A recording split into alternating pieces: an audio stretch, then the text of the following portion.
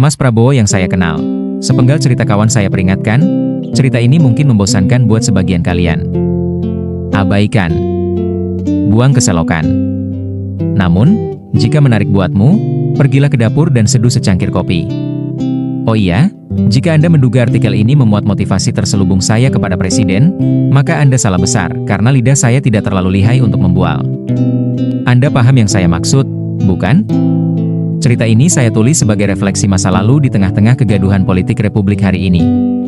Sebagian isi cerita mungkin relevan dengan Anda, namun percayalah di sepanjang selasar media sosial masih banyak cerita lainnya yang memberi kepada Anda inspirasi yang luar biasa. Baiklah, hentikan basa-basi. Kita mulai saja cerita ini. Pada medio tahun 2008, saya kembali ke kota kelahiran tercinta, Jakarta. Setelah hampir 15 tahun mencoba bertahan hidup dan merantau sambil menyelesaikan kuliah di sebuah kota kecil di wilayah Jawa Timur. Nasib jalan kehidupan memang tidak bisa ditentukan. Selama di ibu kota, saya bertemu, lagi, dan berkomunikasi secara intens dengan banyak aktivis, senior, yang sebelumnya sudah hijrah ke Jakarta. Saya cukup mengenal baik mereka. Nama-nama yang sudah sangat melegenda di kalangan pergerakan. Kebetulan waktu itu berdekatan dengan momentum pemilu 2009. Banyak partai baru yang bermunculan seperti cendawan di musim hujan. Tercatat ada 51 partai politik peserta pemilu 2009 yang lolos verifikasi administratif KPU. Ada 16 partai lama yang otomatis ikut pemilu 2009, dan 35 partai baru harus menghadapi verifikasi faktual. Dari sekian banyak aktivis senior yang berdiskusi tersebut, salah satunya berafiliasi dengan Partai Gerakan Indonesia Raya, Gerindra. Diskusi kami sangat intens terutama pembahasan mengenai program-program kerakyatan, strategi taktik, pemberdayaan masyarakat, penguatan gerakan buruh, pembentukan bank tani, biaya haji dan umroh, sistem outsourcing, BUMN sebagai lokomotif perekonomian, dan lain sebagainya. Intinya adalah soal kemandirian bangsa.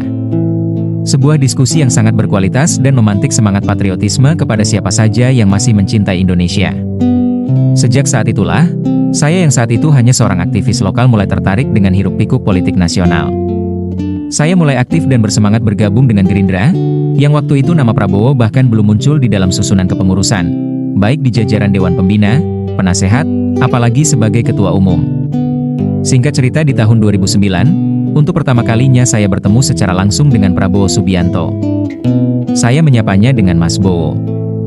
Beberapa kali, beliau nampak muncul di kantor DPP Gerindra di daerah Brawijaya, Jakarta Selatan. Kesan pertama saat itu adalah, dia seorang manusia yang tidak mudah menyerah dengan nilai-nilai perjuangan dan segudang kebaikan. Batin saya kemudian spontan berucap, ini manusia berhati nabi. Bagi sebagian orang mungkin kalimat itu dipahami hanya sekadar motivasi diri belaka, atau sekadar bunga-bunga pemanis kehidupan. Namun, tidak bagi Mas Bowo. Dia sungguh-sungguh manusia teguh, keras pada pendirian, dan pantang menyerah. Dia seorang yang tidak mau didikte oleh siapapun, hal itu diterapkannya dalam kehidupan kepartaian sehari-hari. Tak heran, Partai Gerindra berubah menjadi sebuah kekuatan elektoral di Republik sampai hari ini. Mas Bowo yang saya kenal, ikhlas dalam setiap tugas. Pengabdian demi bangsa dan negara adalah segala-galanya bagi Mas Bowo. Bahkan andai dia diberikan 2 nyawa dari Tuhan, maka dia juga akan merelakan semuanya demi bangsa dan negara. Mas Bowo yang saya kenal, hatinya selalu menangis jika melihat rakyatnya kesusahan secara ekonomi. Itulah yang menyebabkan Mas Bowo sangat senang membantu anak-anak sekolah yang ada di sekitar kediamannya di Hambalang. Di bus sekolah itu yang selalu menjemput dan mengantar pulang siswa-siswi sekolah dasar tersedia sekotak susu dan makanan ringan untuk sarapan anak-anak. Setiap hari. Sekali lagi, setiap hari. Tak terbilang banyaknya kebaikan yang tidak pernah terliput oleh sorotan dan gemerlap lampu televisi. Manusia berhati nabi, sekali lagi batinku bergumam. Jiwa pejuang yang tak pernah mati. Tak lekang oleh waktu. Tak pernah berkarat. Mas Bowo selalu bersinar di setiap kemenangan, bahkan kekalahan sekalipun. Anda bisa bayangkan, memimpin orang-orang yang digilas kekalahan tentu mengandung kadar kerumitan yang tak gampang. Berlipat kesulitan di tengah-tengah kesedihan dan penderitaan yang merangsek tanpa kenal ampun itu, Prabowo mengucapkan kata-kata indah yang akan dikenang oleh sejarah, becik ke titik olo ketoro. Sebuah pepatah Jawa, artinya kurang lebih demikian, yang baik akan kelihatan dan yang buruk akan tampak. Kemudian hari ini, di tengah riuh gaduh politik nasional, saya bertanya dalam hati, Inikah persepsi oligarki yang dituduhkan kepada seorang Prabowo Subianto?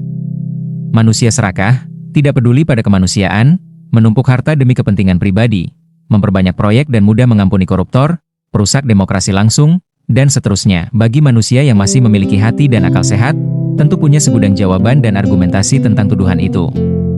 Oh iya, terkait tuduhan oligarki serakah terhadap seorang Prabowo, saya akan ulas dalam tulisan saya berikutnya. Tetapi, sekali lagi, Prabowo yang saya kenal adalah manusia dengan setulus-tulusnya dan seikhlas-ikhlasnya mengabdikan jiwa dan raganya buat rakyat, bangsa dan negara.